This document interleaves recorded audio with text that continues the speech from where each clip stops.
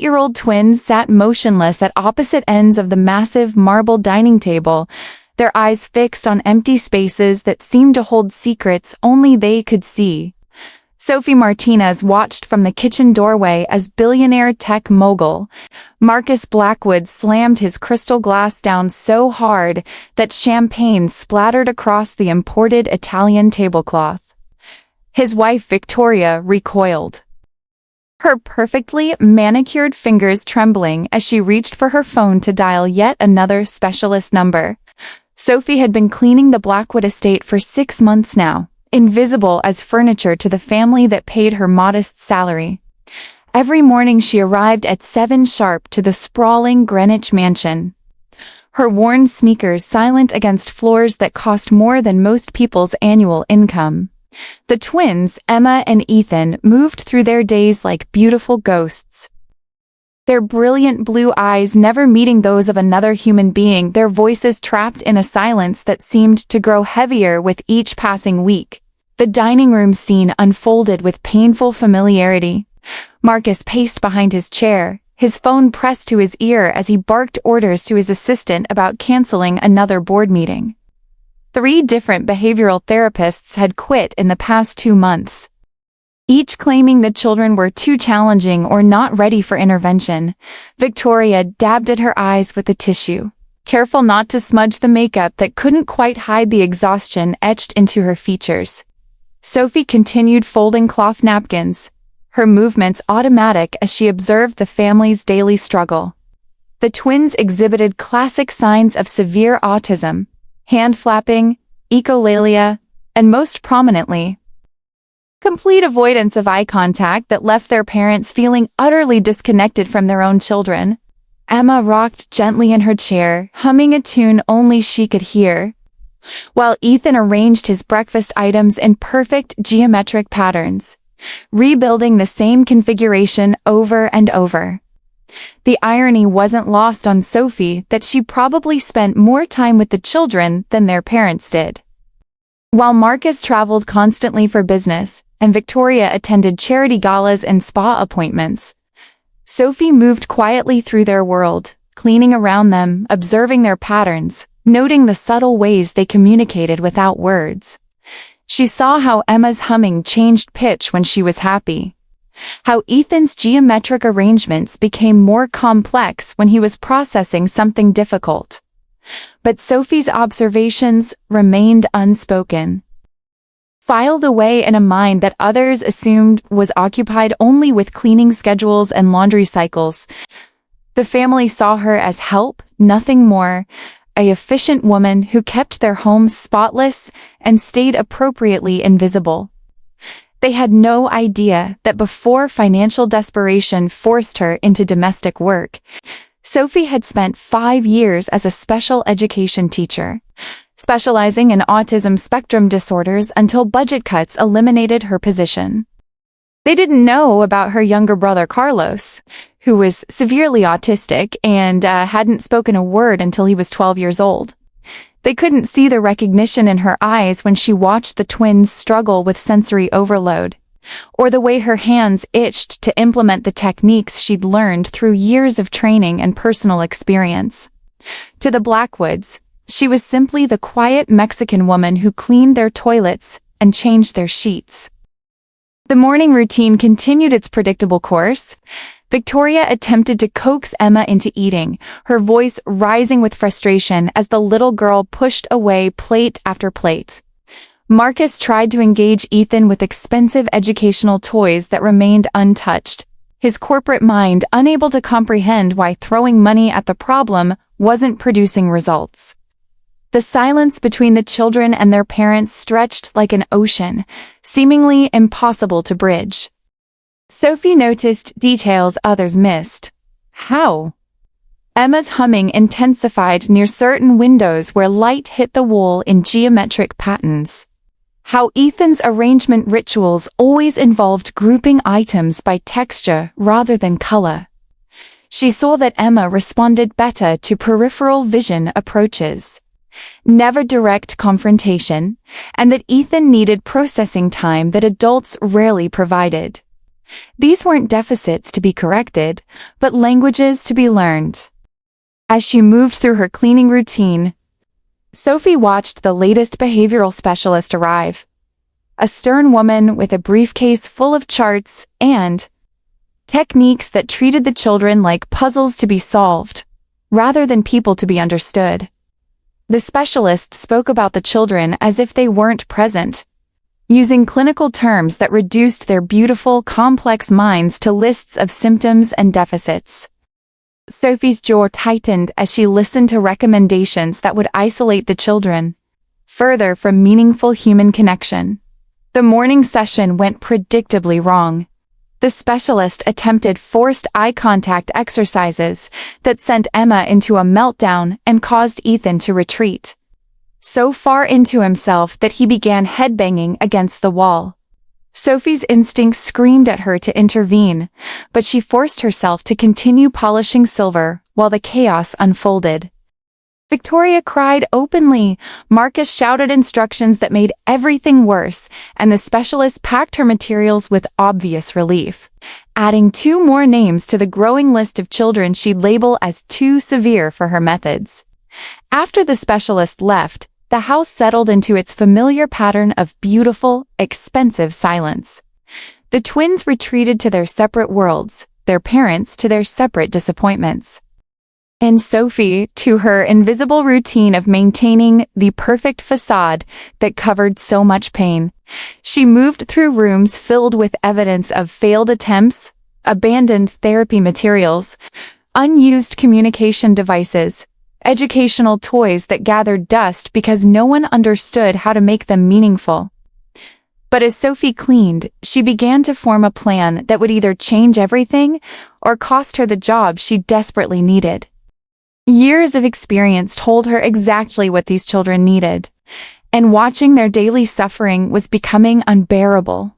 The question wasn't whether she could help them, it was whether she was brave enough to risk everything to try. The twins deserved more than expensive failures and tearful resignation. They deserved someone who saw their potential rather than their deficits, someone who understood that connection was possible when approached with patience, respect, and genuine understanding of how their beautiful minds actually worked. Sophie's training had taught her that autism wasn't a wall to be broken down, but a different doorway that required the right key. As she moved through her daily tasks over the following weeks, she began documenting patterns that everyone else overlooked. Emma's humming followed mathematical sequences that corresponded to her emotional states, ascending scales when content, repetitive loops when anxious. Ethan's spatial arrangements weren't random obsessions, but sophisticated problem-solving exercises that demonstrated remarkable cognitive abilities. The family's frustration grew with each passing day. Marcus had hired the most expensive developmental specialists on the East Coast, flying in experts from Boston Children's Hospital and Johns Hopkins. Each consultation ended the same way. Polite recommendations for residential facilities. Gentle suggestions that the children might never achieve meaningful communication. Carefully worded implications that some parents simply needed to adjust their expectations downward. Sophie watched Victoria's hope crumble a little more each time she overheard these conversations. The woman who commanded boardrooms and charity galas with effortless confidence became small and lost when facing her children's needs. She'd converted an entire wing of the mansion into therapy spaces, filling rooms with sensory equipment and communication devices that remained largely unused because no one had taken the time to understand how Emma and Ethan actually processed their world. During lunch preparations, Sophie observed the twins' intricate dance of avoidance. They moved through the kitchen like water around stones, never quite occupying the same space, but always aware of each other's presence. Their communication was subtle but constant. Ethan would tap twice on the marble counter, and Emma would respond with a specific humming pattern. When Emma arranged silverware in particular configurations, Ethan would echo the pattern with his food items. They had created their own language, one that their parents and specialists consistently missed. The breakthrough moment came on a Tuesday morning in late September. Sophie was cleaning the windows in the twins' playroom when Emma began one of her arrangement rituals with colored blocks. But instead of her usual geometric patterns, she was building something different, a structure that looked almost like a bridge. Ethan noticed from across the room and slowly approached, not to interfere, but to build a complementary structure that would connect with hers. Sophie's heart raced as she recognized what was happening. The twins were attempting collaborative play, something their previous assessments had declared impossible. But as she watched, their parents' voices echoed from the hallway, Marcus arguing loudly with his assistant about a delayed merger. Victoria's sharp tones cutting through his conversation as she complained about the latest specialist spill. The harsh sounds caused both children to abandon their building project immediately, retreating to their separate corners as their moment of connection dissolved. The incident crystallized something Sophie had been suspecting for weeks. The children weren't incapable of connection. They were overwhelmed by an environment that assaulted their sensory systems and dismissed their natural communication styles. The mansion's hard surfaces created echoes that must be torture for their sensitive hearing. The constant stream of adults trying to force inappropriate interactions was teaching them that human connection meant discomfort and failure.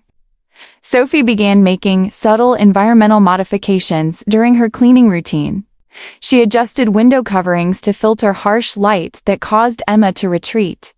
She moved certain furniture to create clearer sightlines that accommodated Ethan's need to monitor his surroundings. She placed soft fabrics strategically to absorb sound and create calmer acoustic environments. Each change was small enough to go unnoticed by the family, but significant enough to reduce the children's stress responses. The results were almost immediate. Emma's meltdowns decreased in frequency and intensity.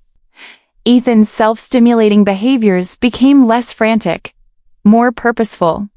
Their sleep patterns improved, which Sophie noticed from the reduced chaos during morning routines. But the most significant change was their increased awareness of each other and their environment. They began spending more time in the spaces Sophie had modified, gravitating toward areas where their sensory needs were being met.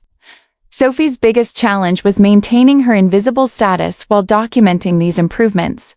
She couldn't take credit for the changes without revealing knowledge that would expose her background. Instead, she watched as the family attributed the improvements to expensive supplements recommended by their latest consultant, to new medications suggested by developmental pediatricians, to everything except the careful environmental modifications being made by someone they considered merely the help. Marcus remained largely absent, consumed by a major acquisition that demanded 80-hour days. When he was present, his impatience with the children's progress was palpable. He'd invested hundreds of thousands of dollars in treatments and specialists. Yet his children still couldn't look him in the eye or respond to his attempts at affection. His frustration manifested as increasingly harsh criticism of Victoria's management of their care, as if autism was a problem that could be solved through better project management. Victoria's desperation had reached a breaking point. Sophie overheard phone conversations where she begged specialists to try experimental treatments, pleaded with insurance companies to cover unproven therapies, researched residential facilities with the heartbroken resignation of someone preparing to surrender. The woman who had everything money could buy was facing the one challenge that couldn't be purchased or managed through conventional means. The twins, meanwhile, continued developing their secret language right under everyone's noses. Sophie recognized it as a sophisticated form of communication that incorporated visual, auditory, and spatial elements. Emma would create visual patterns that Ethan would translate into tonal sequences. Ethan would arrange objects that Emma would respond to with movement patterns. They were talking to each other constantly, but in a language that required patience and careful observation to understand. Sophie knew she was approaching a crossroads. Every day of silence felt like a betrayal of her professional knowledge and personal experience. These children needed advocacy, not just accommodation. They needed someone who understood that their differences weren't deficits to be minimized, but neurodivergent strengths to be channeled. The question was whether she could find a way to help without destroying her carefully maintained anonymity. The opportunity for action was building like pressure in a sealed container. Sophie could feel the family's desperation reaching a critical point where they might make decisions that would permanently separate them from their children. Time was running out for Emma and Ethan to receive the understanding they needed during these crucial developmental years. Sophie's knowledge and experience could make the difference between connection and lifelong isolation. But using it meant risking everything she'd worked to build in her precarious new life. As October approached, Sophie realized that maintaining her secret was becoming its own form of cruelty. She had the tools these children needed, the understanding their parents desperately sought, and the experience to bridge the gap between their worlds. The only question remaining was whether she had the courage to step out of the shadows and reveal who she really was, knowing that the truth might save this family or destroy her place in their world forever. The emergency began at 6:47 a.m. on a gray October morning when Sophie arrived to find the house in chaos. Emergency vehicles lined the circular driveway, their red and blue lights painting frantic shadows across the mansion's pristine facade. Victoria met her at the service entrance, her face streaked with tears and her usually perfect hair disheveled from running her hands through it repeatedly. Emma had suffered a complete breakdown during the night, not just a typical meltdown, but something so severe that Marcus had panicked and called 911. Sophie's professional instincts immediately recognized what had likely happened, but she forced herself to remain in character as she listened to Victoria's frantic explanation. The family had hosted a dinner party the previous evening, their first social gathering since the twins' diagnosis. The house had been filled with loud voices, clinking glasses, and unfamiliar people, creating exactly the kind of sensory assault that would overwhelm any autistic child. Emma had retreated to her room early, but around midnight she'd begun screaming and engaging in self-injurious behavior that terrified her parents. The paramedics were preparing to transport Emma to the Children's Hospital for emergency psychiatric evaluation. Sophie watched in horror as they attempted to restrain the 8-year-old, whose terror was escalating with each new face and procedure.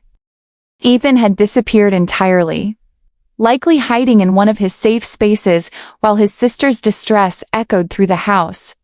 The scene was exactly what Sophie had been trained to prevent, but her expertise remained locked behind her assumed identity as hired help. Marcus paced the foyer like a caged animal, alternately barking orders into his phone and demanding updates from the medical team. His business mind was trying to solve this crisis the same way he approached corporate emergencies, with decisive action and unlimited resources. He'd already called the heads of pediatric psychiatry at 3 major hospitals, arranged for private ambulance transport, and begun liquidating stocks to pay for whatever experimental treatments might be available. Victoria clutched a folder thick with medical reports and psychological assessments, her hands shaking as she tried to explain her daughter's history to the paramedics. The weight of 18 months of failed interventions was crushing her, and Sophie could see the exact moment when this proud woman began considering the residential placement options that specialists had been gently suggesting. The mother who had fought so hard to keep her family together was finally breaking under the pressure. Dr. Sarah Chun, the developmental pediatrician who'd been consulting with the family, arrived within the hour. Sophie had observed her previous visits and respected her knowledge, but Dr. Chan's approach was clinical and detached. She spoke about Emma as if the child weren't present, discussing behavioral modification plans and pharmaceutical interventions while the little girl rocked frantically in the corner. Her humming escalated to desperate wails.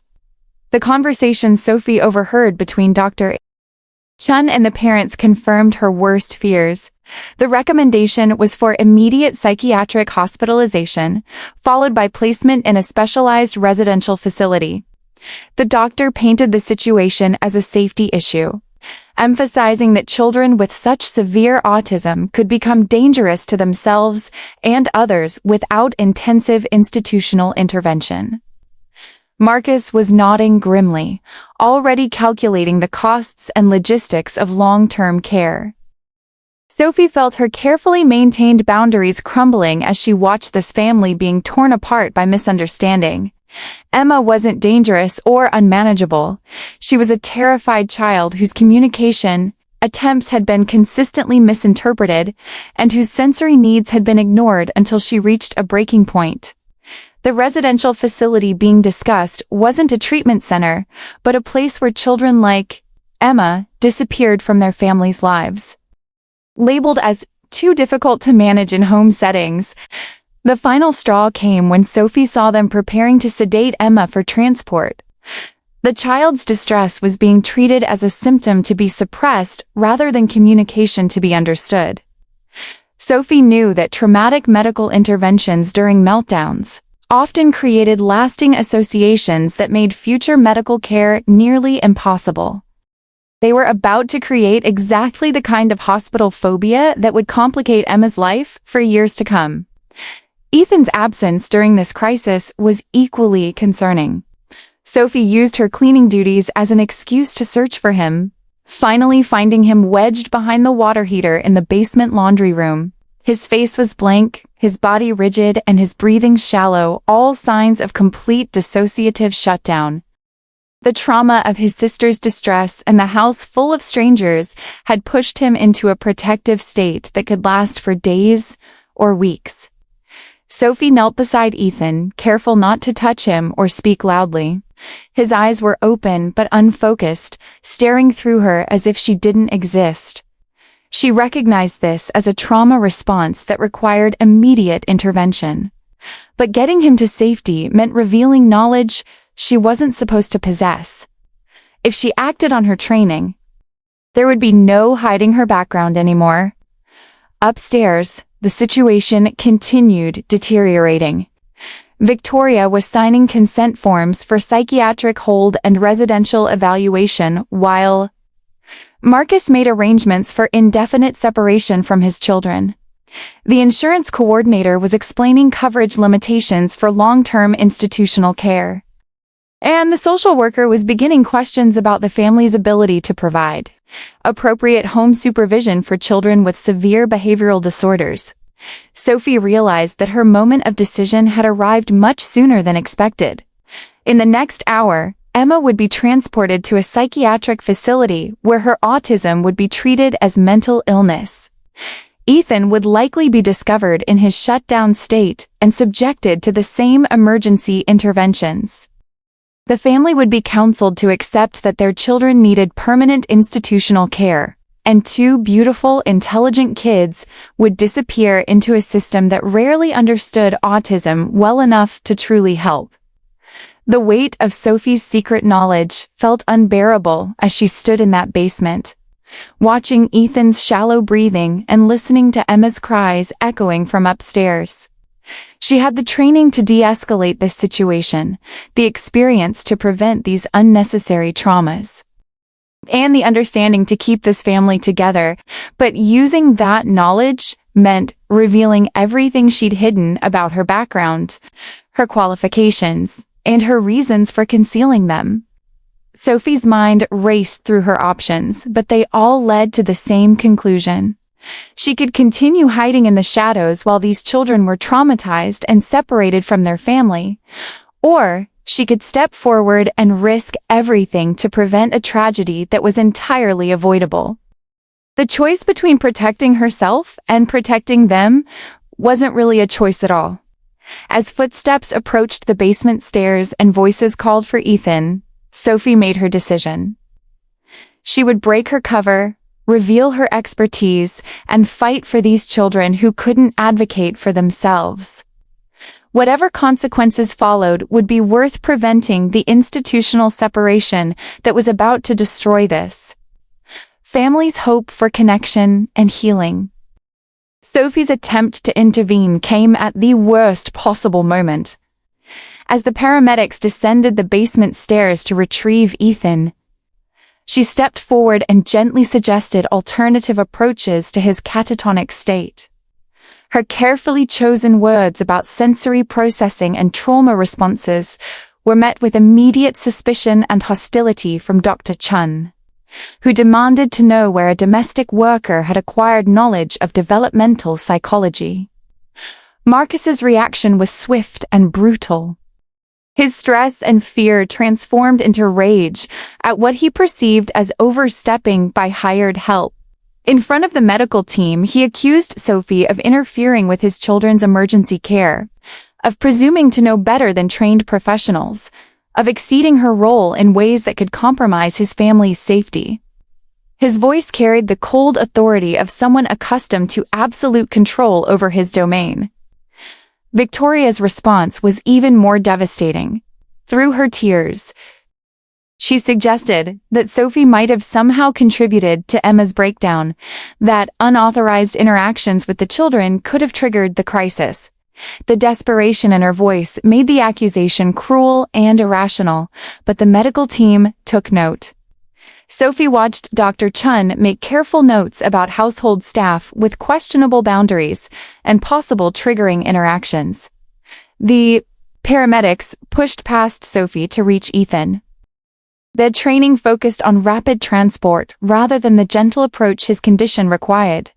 When they attempted to lift him, his shutdown escalated to active resistance, his small body fighting against restraint with the desperation of someone who couldn't communicate his terror.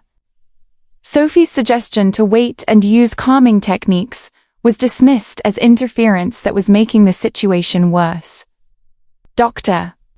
Chun pulled Marcus and Victoria aside for a hushed conversation that Sophie could partially overhear from her position near the basement stairs. The doctor was expressing concerns about household stability and potential environmental factors that might have contributed to the children's deterioration. Sophie realized with growing horror that her attempted intervention was being reframed as evidence of an unstable home environment that might require protective services involvement. The social worker who'd arrived with the medical team began asking pointed questions about Sophie's background and role in the household. Her lack of formal domestic employment references raised red flags, and her obvious knowledge of developmental issues seemed suspicious rather than helpful. Marcus, desperate to deflect any suggestion that his home environment was problematic, threw Sophie completely under the metaphorical bus within 2 hours. Sophie found herself not only dismissed from her position, but also potentially implicated in the children's crisis. Marcus's lawyers were already discussing whether she might have been providing unauthorized therapeutic interventions that could constitute practicing without a license. The very knowledge that made her uniquely qualified to help was being twisted into evidence of deception and professional misconduct. The twins were transported to separate facilities, Emma to psychiatric emergency care and Ethan to pediatric medical observation after his shutdown was misdiagnosed as a possible neurological emergency. The family that had been struggling but intact was now scattered across multiple hospital systems, facing evaluations that would likely recommend permanent separation. Sophie's attempt to prevent this outcome had somehow accelerated it. Marcus's security team escorted Sophie from the property with instructions never to return. Her personal belongings from 6 months of employment were packed hastily into garbage bags. The casual cruelty of the gesture emphasizing how completely she'd been erased from their lives. The other household staff watched in uncomfortable silence, afraid that association with her might compromise their own positions. The drive home to her small apartment felt like a funeral procession. Sophie had gambled everything on a moment of moral courage and lost spectacularly. Not only had she failed to help the children she'd grown to love, but her intervention had potentially made their situation worse. The family that desperately needed her expertise now saw her as a threat. And the children who could have benefited from her understanding were being subjected to exactly the kind of institutional trauma she'd tried to prevent. Over the following days, Sophie learned through local news coverage that the Blackwood children had been placed in temporary residential care pending comprehensive evaluations. The family was described as seeking the best possible treatment for their severely autistic twins, with Marcus quoted as saying they were exploring all options to ensure their children's safety and development. No mention was made of the environmental factors that had triggered the crisis or the family dynamics that had led to such complete breakdown. Sophie's professional contacts in the special education community began reaching out with carefully worded questions. Word had spread through informal networks that she'd been involved in some kind of incident with a wealthy family, and potential employers were quietly checking references. Her attempt to help had created exactly the kind of professional controversy that made her unemployable in her chosen field. The apartment walls seemed to close in as Sophie processed the magnitude of her failure. She'd been so confident in her ability to help, so certain that her experience and training made her uniquely qualified to bridge the gap between the children and their family. Instead, her hubris had contributed to their separation and, potentially, damaged any chance for future intervention by qualified professionals. Dr. Chone's report, which Sophie learned about through a former colleague, painted her as an unstable individual with questionable motivations who had gained unauthorized access to vulnerable children. The recommendation was for the family to be extremely cautious about household staff and to ensure that all interactions with the children were supervised by qualified professionals. Sophie's attempt to advocate had been reframed as manipulation and boundary violation. The financial reality of her situation was equally devastating. 6 months of steady employment had allowed her to stabilize her finances somewhat, but sudden unemployment meant immediate return to survival mode. The severance pay Marcus had grudgingly provided wouldn't last long, and her compromised references made finding comparable work nearly impossible. She faced the prospect of returning to multiple part-time jobs that barely covered rent and basic expenses. But the deepest pain came from imagining Emma and Ethan in institutional settings, surrounded by well-meaning professionals who didn't understand their unique communication styles and sensory needs. Sophie knew from experience how residential facilities operated, with good intentions but limited resources, focusing on behavior management rather than connection building. The children would be safe but not truly seen, cared for but not deeply understood. As October turned to November, Sophie began hearing rumors through the domestic worker network about the Blackwood family's continued struggles. Multiple residential placements had failed. With the children's behaviors escalating in each new environment, the family was spending increasingly longer periods apart as they pursued different treatment options in various cities. Sophie's worst fears about institutional separation were being realized, but she was powerless to intervene. The irony was crushing. Sophie possessed exactly the knowledge and experience the family needed, but her attempt to share it had labeled her as untrustworthy and potentially harmful. The children who could have been helped by her understanding were now beyond her reach, protected by legal and professional barriers that her own actions had helped create. She'd tried to save them and instead had lost them forever, along with her livelihood and professional reputation.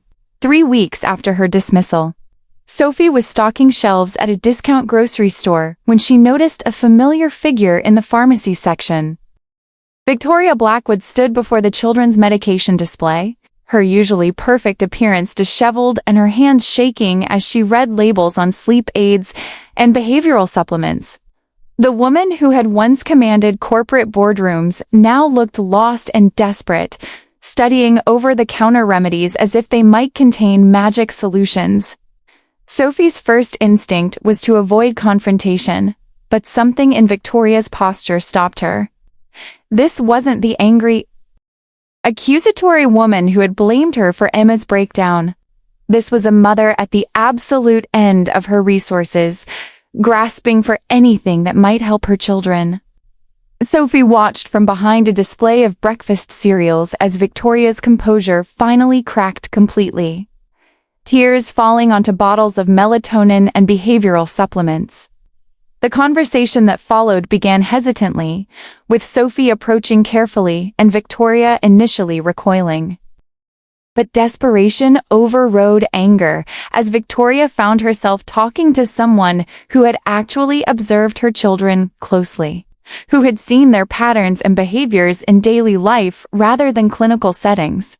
Sophie listened without defending herself, letting Victoria pour out 3 weeks of accumulated frustration and heartbreak.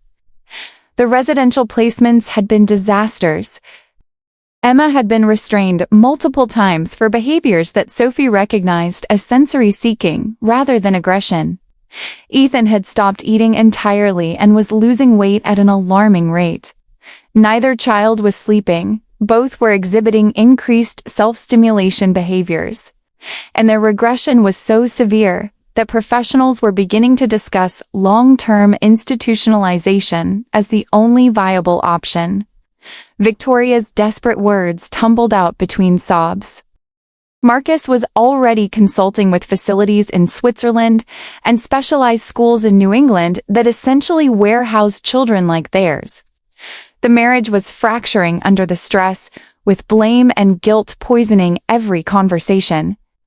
Victoria felt like she was losing not just her children, but her entire family, watching them disappear into a medical system that treated their differences as pathologies to be managed rather than personalities to be understood. Sophie chose her words carefully, acknowledging the pain without criticizing the decisions that had led to this point. She shared observations about the children's behaviors that Victoria had never heard from any professional. How Emma's humming patterns indicated her emotional states. How Ethan's arrangements demonstrated sophisticated cognitive processing.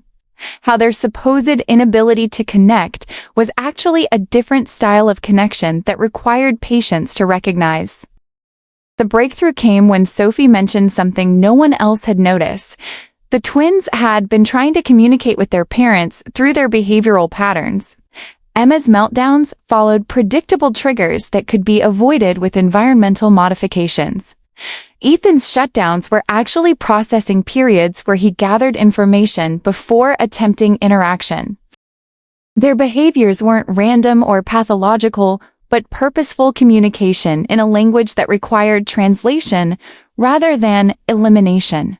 Victoria listened with growing amazement as Sophie described techniques that could work with the children's natural patterns rather than against them. She explained how modified environments could reduce sensory overload, how respecting their processing styles could increase cooperation, how building on their strengths could develop the connections the family desperately wanted. For the first time in months, Victoria heard hope instead of limitations.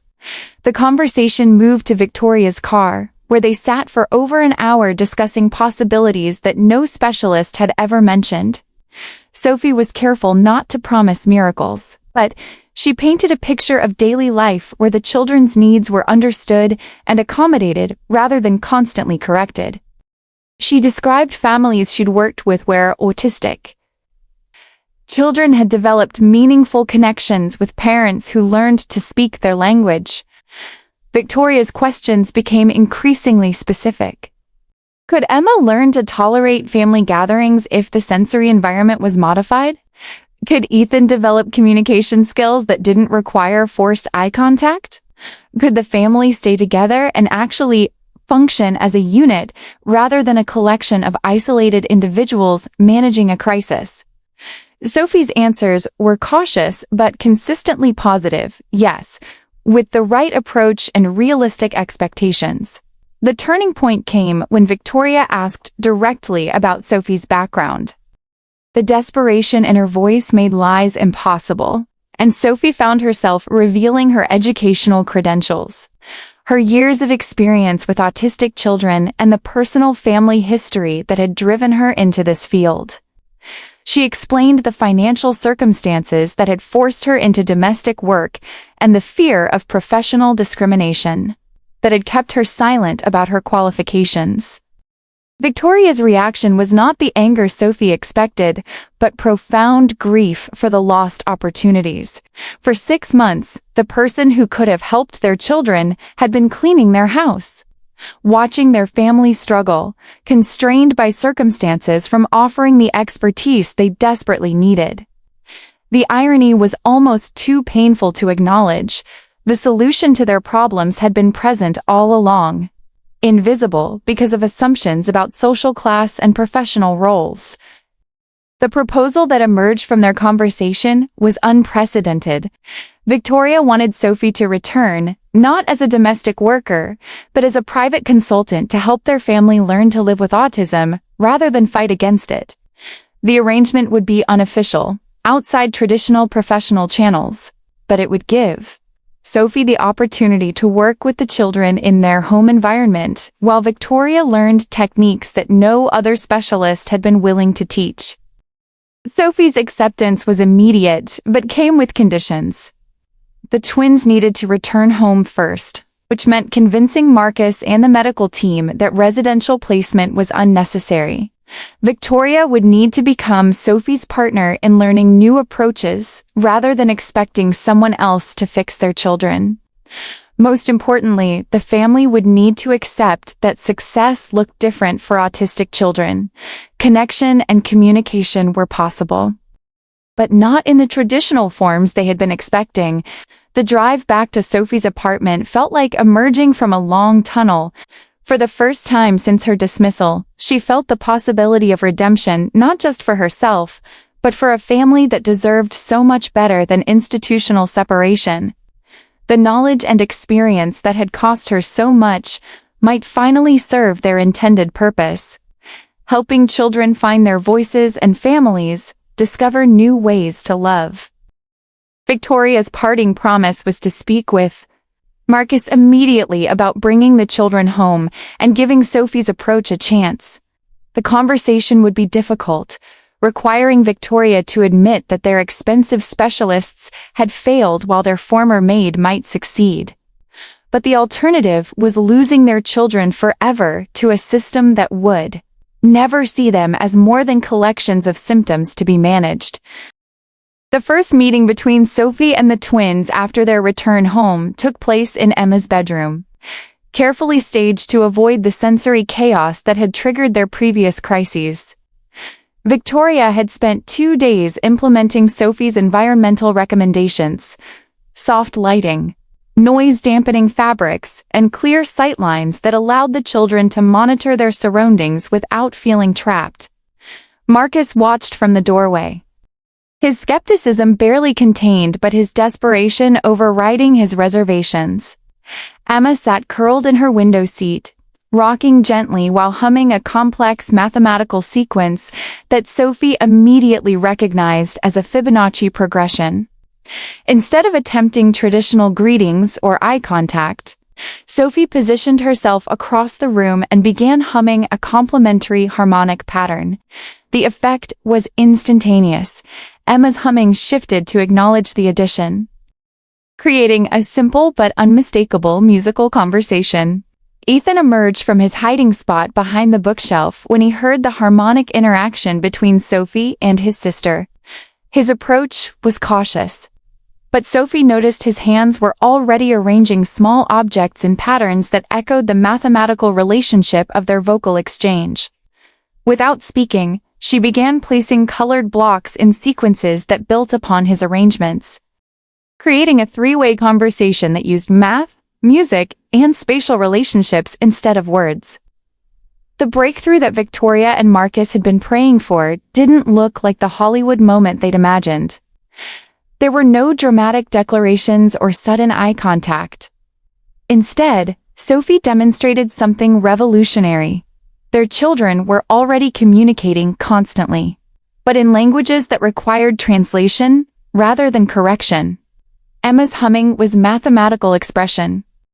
Ethan's arrangements were spatial reasoning, and their apparent isolation was actually sophisticated information processing.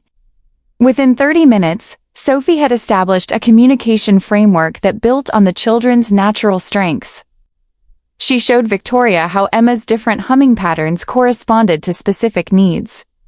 Ascending scales meant she was ready for interaction. Descending patterns indicated she needed space. Repetitive loops signaled sensory overload. Ethan's object arrangements weren't compulsions, but problem-solving exercises that revealed remarkable intelligence when properly interpreted. The session that followed defied every expert opinion the family had received. Using adapted techniques that respected the children's processing styles, Sophie facilitated the first meaningful interaction between the twins and their parents in over a year. Emma actually reached for Victoria's hand when her mother learned to approach through peripheral vision rather than direct confrontation. Ethan began building collaborative structures with Marcus when his father learned to wait for processing time instead of demanding immediate responses. Marcus's skepticism crumbled as he watched his son's face light up during their collaborative building project. For months, expensive specialists had insisted that Ethan was incapable of shared attention or joint activities. Yet here he was, not only engaging with his father, but teaching him the logical principles behind his construction methods. The intelligence that everyone had dismissed as obsessive behavior was actually sophisticated engineering thinking that Marcus, as a tech executive, could finally recognize and appreciate. Victoria's breakthrough came when Emma began using her humming to guide her mother through a sensory experience. Instead of random vocalizations, Emma was creating an auditory map of how different textures felt to her hypersensitive nervous system. Victoria realized she was receiving a guided tour of her daughter's internal world, learning to understand sensations that had been dismissed as behavioral problems were actually meaningful communication about physical discomfort. The most stunning moment occurred when both children simultaneously turned toward their parents, not making eye contact, but acknowledging their presence in a way that felt natural and unforced. Sophie had achieved in 2 hours what 18 months of intensive therapy had failed to accomplish. Genuine connection that honored the children's neurological differences instead of demanding. They suppressed their natural ways of processing the world. Dr.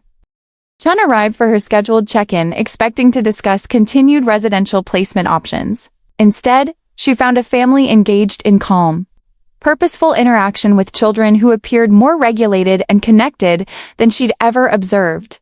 Sophie's documentation of the session included video evidence of collaborative play, communication initiation from both children, and sustained engagement that contradicted every assessment in their files.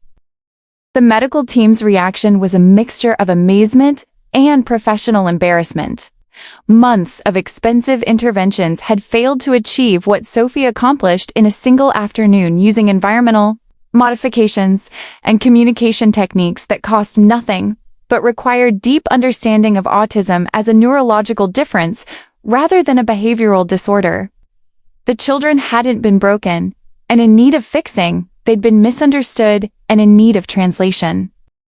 Marcus's phone began ringing immediately as word spread through their professional network about the dramatic change in his children's presentation. The same specialists who had recommended institutional placement were suddenly interested in observing Sophie's methods, requesting consultations about her techniques, and asking to include the family in research studies about innovative approaches to autism intervention. But the most powerful validation came from the children themselves. Emma began using intentional humming to request activities and express preferences. Ethan started approaching his parents with his arrangement projects, clearly wanting to share his thinking rather than simply engaging in solitary activities. Their capacity for connection had been present all along, waiting for adults who understood their communication style and respected their processing needs. Victoria's tears as she watched her children emerge from months of traumatic isolation were a mixture of joy and profound grief for the lost time. Sophie's gentle guidance had revealed what all the expensive specialists had missed. These beautiful children didn't need to be changed or cured. They needed to be understood and accommodated. Their autism wasn't a barrier to love, but a different pathway that required patient exploration. The session ended with both children calm, engaged, and demonstrating more self-regulation than their parents had seen in over a year. Sophie's techniques had not only prevented the institutional separation that loomed over the family, but had opened possibilities for growth and connection that no one had dared to imagine. The transformation wasn't magic. It was the application of knowledge, experience, and genuine respect for neurodivergent minds. As Dr. Chun updated her notes and the residential placement team was informed that their services were no longer needed, Sophie realized she had achieved something unprecedented. She had saved a family from unnecessary separation while proving that autism, when properly understood and accommodated, was compatible with loving relationships and meaningful communication. The children who had been labeled as too severe for home placement were thriving in their own environment, with support that honored their differences instead of demanding conformity. 6 months later, the Blackwood family had become unrecognizable from the broken unit that had almost been torn apart by misunderstanding and institutional failure. Sophie's position as autism consultant had evolved into something unprecedented in their social circle, a bridge between medical expertise and practical family life that honored both professional knowledge and lived experience. The twins, Emma and Ethan, had not been cured of their autism, but had found their voices through accommodation and understanding. Emma's communication system now incorporated visual schedules, harmonic patterns, and movement sequences that allowed her to express complex thoughts and emotions. Her mathematical gifts, once dismissed as obsessive behavior, had been channeled into genuine collaborative projects with her father's engineering team. At 9 years old, she was contributing to problem-solving sessions about sustainable energy systems. Her unique perspective adding value that neurotypical consultants had missed. Ethan's spatial reasoning abilities had blossomed into architectural interests that amazed the adults around him. His arrangements weren't compulsions anymore, but blueprints for structures that demonstrated sophisticated understanding of engineering principles.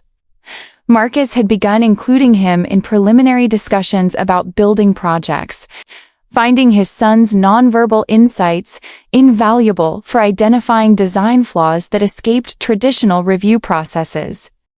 The family's social life had transformed as well.